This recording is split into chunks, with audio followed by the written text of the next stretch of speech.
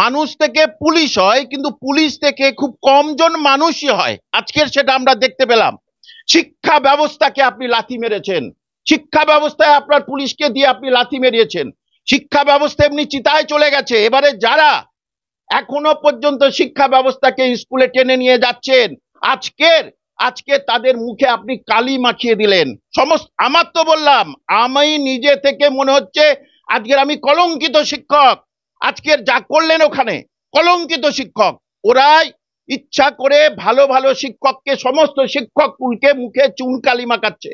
মনে রাখবেন, এই চুনকালিটা 26-এ আপনার জন্য রেডি হয়ে আছে। অযোগ্যদের লাঠি পেটা করতে হবে। অযোগ্যদের লাঠি পেটা করলে, পুলিশ যদি অযোগ্যদের লাঠি পেটা করে, তাহলে যারা টাকা নিয়েছে তাদের নাম বার হয়ে আসবে। সেইটা না করে যারা যোগ্য, শান্তিপূর্ণভাবে সেখানে গেছে, তাদের উপরে লাঠিপেটা করার অর্থটা কি বোঝাতে চাচ্ছেন? এ বি সি ডি সব প্ল্যান রেডি। আসলে বলেছেন ঠিকই, এ থেকে হচ্ছে অ্যাক্ট্রেস, মানে উনি নিজেই ভালো অভিনয় পারে, আর বি থেকে হচ্ছে বাম, মানে চোখে বাম লাগাবেন, আর সি থেকে হচ্ছে ক্রাই কাঁদবে, আর নিজেই কাঁদবেন, আর লাস্টে ডি থেকে ডিস্ট্রয়, সমস্ত শিক্ষা ব্যবস্থা ডিস্ট্রয় হয়ে যাবে, ধ্বংসের পথে চলে যাবে। প্রকৃত প্ল্যান হচ্ছে এটাই।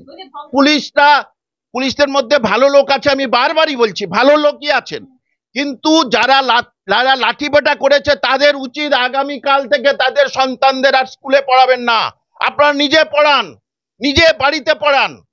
যে শিক্ষকদের এরকম ভাবে মারে কোনোদিন বলে, তাহলে যারা বাচ্চাদের শিক্ষা দেবেন তাদের আপনি পশ্চাৎ দেশে লাথি মারছেন। আজকের আপনি তো পুলিশ মন্ত্রী, তাদের পশ্চাৎ দেশে লাথি মারছেন আপনি, আবার দুরকম কথা বলছেন। এই সমস্ত ছেলে মেয়েরা, এই সমস্ত শিক্ষক শিক্ষিকারা আজকে যতটা না তাদের পিছনে আঘাত হয়েছে, তার থেকে বড় তাদের মনে আঘাত হয়েছে। এবং যে তাদেরকে পিছনে পশ্চাৎ দেশে লাথি, মহিলাদের উপরে আক্রমণ, মহিলাদের যেখানে সেখানে লাথি, সেন্সিটিভ জায়গা। মাননীয় মুখ্যমন্ত্রী, আপনি তো এই রাজ্যের মুখ্যমন্ত্রী, একমাত্র মহিলা মুখ্যমন্ত্রী, আপনার উচিত, এবং আপনি পুলিশ মন্ত্রী, আপনার এই দায় নিয়ে আগে ক্ষমা চান, যাকে তাকে দিয়ে ক্ষমা চাইবেন না। এবং আমি বলবো, আজকের শিক্ষকদের পিঠে পাছায় লাথি মেরেছে, তাদের মহিলাদের যাতা অবস্থা করেছে, সুতরাং আমার কামাল হোসেনেরও পিঠে লাথি পড়লো। এবং সমস্ত পশ্চিমবঙ্গ তথা ভারতের শিক্ষক কুলকে আজকের বলবো, গর্জে উঠুন, গর্জে উঠুন আপনারা। এর উপযুক্ত জবাব আপনাদের নিতে হবে। কেন এইভাবে তারা বঞ্চিত যোগ্য চাকরি প্রার্থী, তারা গেছে। মুখ্যমন্ত্রী, আপনি যে ললিপপ দেখিয়েছিলেন, যে মিথ্যা কথা বলেছিলেন, অসত্য কথা বলেছিলেন, সেটা আপনি কোর্টেও বলে দিলেন যে আপনি তাদের পাশে থাকবেন। কোর্টে গিয়ে কি বললেন?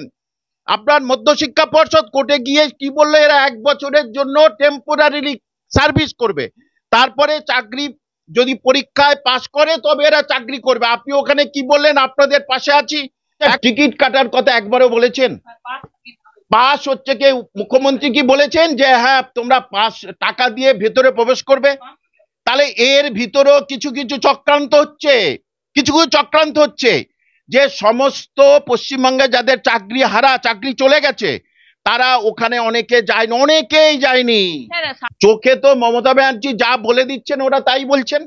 মমতা ব্যানার্জি যা, এটা তো উপর থেকে নির্দেশ না হলে কেউ, প্রথমে এসির কাছে যাবে, এসি সাহেব থেকে ডিসি সাহেব, ডিসি সাহেবের কাছে সিপি সাহেব, সিপি সাহেব আবার চিফ মিনিস্টারকে বলবেন কি করব। নিশ্চয়ই অর্ডার এসছে যে মারো। তা কোন জায়গাটা পশ্চিমবঙ্গের সংস্কৃতিটা চলে এসছে? নিয়ম তো তাই বলে, সর্বোচ্চ সিপির কাছে যাবে, সিপি যখন বললো আমি কিছু করতে পারছি না, তখন তো মাননীয় মুখ্যমন্ত্রীকে ফোন করবেন যে আমি কি করব। নিশ্চয়ই অর্ডারটা উপর থেকে এসেছে, না হলে এরা লাঠিচার্জ করে না। এবং তারা কোথায় ভাঙচুর করেছে? তারা শান্তিপূর্ণভাবে গেছেন ওখানে। আজকের শিক্ষকদের আপনি পিছনে লাথি মারলেন, শিক্ষকদের, মহিলাদের এরকম অপমানজনক কথা বললেন, তাদেরকে ধাক্কা মারলেন। যারা কলম দিয়ে এতদিন আপনার ছেলে মেয়েদের পড়াশোনা উন্নতি করে এসেছেন, যারা পুলিশে আছেন, লজ্জা করে না? আপনার সেই সন্তানদের এখন স্কুলে পাঠিয়েছেন, স্কুল থেকে টেনে নিয়ে আসুন। আর মাননীয় মুখ্যমন্ত্রীকে বলছি সম্মান রেখে, আপনি যে MA পাস করেছেন সেটাই শিক্ষকদের দোয়া এবং আশীর্বাদে আজকে তাদেরকে পথে ধরে মারছেন। তো আপনার শেষ যা হবে সেটা মানুষ বুঝে যাবে কিছুদিনের মধ্যে। দেখুন, আগে বলি, মাননীয় প্রাক্তন বিচারপতি কৃষ্ণ আয়ার তিনি বলেছিলেন উর্দিধারী পুলিশের পিছনে এক সংগঠিত গুন্ডা বাহিনী, তার প্রমাণ করে দিলেন। রবীন্দ্রনাথ বলেছেন যে পুলিশের নিঃশ্বাসে লালায় বিষ থাকে, সেইটা আপনারা আজকের প্রমাণ করে দিলেন তো যে হ্যাঁ ঠিকই। তবে এটা ঠিক, পুলিশের মধ্যে এবং পুলিশের মধ্যে অনেক সৎ পুলিশ অফিসার আছে, কিন্তু তাদেরকে কলঙ্কিত করে দিলেন আজকের মাননীয় মুখ্যমন্ত্রী, কলঙ্কিত করে দিলেন। অর্থাৎ মানুষ থেকে পুলিশ হয়, কিন্তু পুলিশ থেকে খুব কমজন মানুষই হয়, আজকের সেটা আমরা দেখতে পেলাম।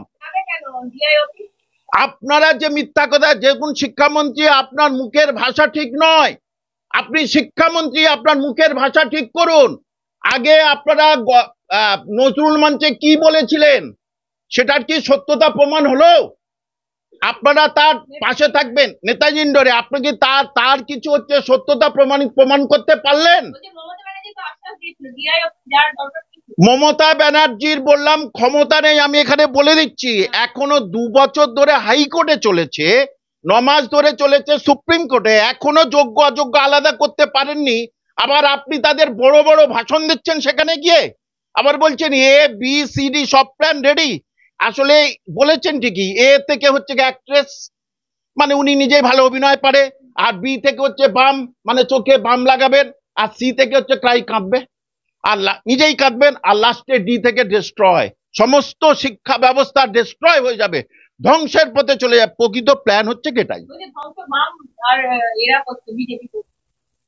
বাম বিজেপি বলা ছাড়া তো ওনার কোনো গতি নেই। আচ্ছা, একবারও কি বলেছেন যে হ্যাঁ আমার এখানে স্কুল সার্ভিস কমিশনে হর্তাকর্তারা দুর্নীতি করেছে?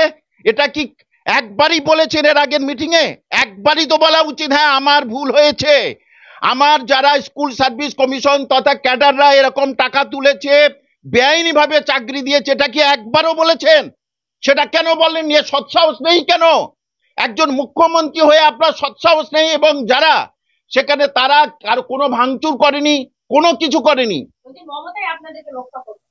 মমতায় ওই ডায়লগ বাজি করেই তো এতদিন আছে, ডায়লগ বাজি করে, মানে ওই দিন মিটিংয়েও যা বলেছে এবং সবাই বুঝতে পেরেছে সুপ্রিম কোর্টে গিয়ে কি বলেছেন। সুতরাং পুলিশ আজকের যা করেছেন, যে ওরা কেউ মারেনি, তারা প্রতিহত করেছে, প্রতিহত করাটা মান নয়। পুলিশের হাতে কিছু ছিল না, মুখ্য সচিব এবং পুলিশ কমিশনার তারা প্রেস কনফারেন্স করে বলছে স্যার। হ্যাঁ, পুলিশ ওরা চোখে তো মমতা ব্যানার্জি যা বলে দিচ্ছেন ওরা তাই বলছেন। মমতা ব্যানার্জি যা, এটা তো উপর থেকে নির্দেশ না হলে কেউ প্রথমে এসির কাছে যাবে, এসি সাহেব থেকে ডিসি সাহেব, ডিসি সাহেবের কাছে সিপি সাহেব, সিপি সাহেব আবার চিফ মিনিস্টারকে বলবেন কি করব। নিশ্চয়ই অর্ডার এসছে যে মারো। তা কোন জায়গাটা পশ্চিমবঙ্গের সংস্কৃতিটা চলে এসছে তিনি, অনেক কিছু তো আমি দেখছি, অনেক কিছু দেখছি। এবং সারা পশ্চিমবঙ্গের শিক্ষকরা যদি আজকে চুপ থাকে তাহলে বলবো শিক্ষকদের শিক্ষকোচিত মনোভাব নেই। আপনারা গর্জে উঠুন, কোন দিন আপনাদের পিঠেও এরকম পড়বে, কোন দিন আপনাদের পিঠে এরকম পড়বে, এটা আমি বলে দিলাম। সুতরাং আমি বলছি স্যার, ওয়াকআপ বিলের যখন দেখা যাচ্ছে ওয়াকআপ বিল যে না মেনে যখন জঙ্গিপুরে এত সন্ত্রাস হলো, পুলিশ কোথায় লুকিয়েছিল? এত পেট্রোল পাম্পে আগুন লাগানো হলো, কার্যত আমি বলছি গাড়িতে আগুন লাগানো হলো, তখন পুলিশ তো গিয়ে লুকিয়ে পড়লো, এখন পুলিশ শের হয়ে বেরিয়ে পড়েছে। না, ওখানে তো ভোট বাক্স না, মানে মমতা ব্যানার্জির তো মুসলমানদের ভালোবাসেন, আমি বহুবার বলেছি, উনি মুসলমানদের ভালোবাসেন ভোট বাক্সের জন্য, আর কোনো সময়ের জন্য নয়। তা ওখানে জঙ্গিপুরে যে মারপিট হলো, এই হলো, তখন পুলিশ তো দাঁড়িয়ে দাঁড়িয়ে দেখছে, তখন কিছু করতে পারেনি। তারা তো সত্যি সত্যি যা কিছু অনেকে অনেক রকম কথা বলছেন যারা এই যে ওয়াকআপ বিল নিয়ে, কিন্তু এরা তো শিক্ষক মহাশয়, এরা তো শান্তিপূর্ণভাবে মিছিলে শান্তিপূর্ণভাবে জানতে গেছে আমাদের এই যে কাঁকড় আর চাল আলাদা করবেন কবে কিভাবে, সেটা মাননীয় মুখ্যমন্ত্রী শুধু মিথ্যা আশ্বাস দিলে হবে?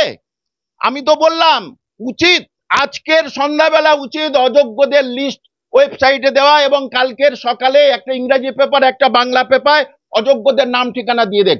এটা কেন পারবে না? এইটা যদি না পারেন তাহলে আপনি তাদের চাকরি বাঁচাবেন কিভাবে? মুখ্যমন্ত্রী কিছুই জানেন না, মুখ্যমন্ত্রী কিছুই জানেন, তাহলে ওদের ডাকলেন কেন আপনি? আপনি ওইসব শিক্ষক শিক্ষিকাদের ডাকলেন কেন? কারণ কাল ওই দিন যা ঘটেছে তাতে বাইরে যারা অযোগ্য তারা, আর ভেতরে হচ্ছে কি ওরা। আচ্ছা, টিকিট কাটার কথা একবারও বলেছেন? পাস হচ্ছে কি মুখ্যমন্ত্রী কি বলেছেন যে হ্যাঁ তোমরা পাস টাকা দিয়ে ভেতরে প্রবেশ করবে? তাহলে এর ভিতরেও কিছু কিছু চক্রান্ত হচ্ছে, কিছু কিছু চক্রান্ত হচ্ছে, যে সমস্ত পশ্চিমবঙ্গে যাদের চাকরি চলে গেছে তারা ওখানে অনেকে যায়নি, অনেকেই যায়নি। হ্যাঁ না, সায়নী ঘোষরা আজকে মিছিল বার করেছে যে 26,000-এর চাকরি কেড়ে নিলে কেন, সিপিএম এবং বিজেপি জবাব দাও। দেখুন, এইসব মূর্খদের না মূর্খামি কথা আমার পছন্দ হয় না।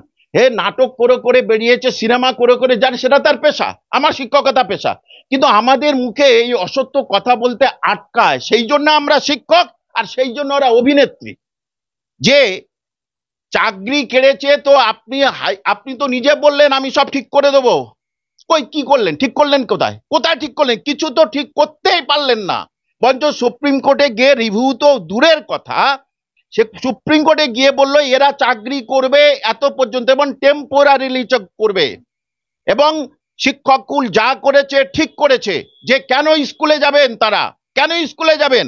স্কুলে 3 তারিখে 11টার পর থেকে তাদের চাকরি বাতিল হয়ে গেছে। তারা যদি অ্যাটেন্ডেন্সে সই করে নিয়ম অনুযায়ী তারা কোর্ট অপমাননা করবে, এটা নিয়ম।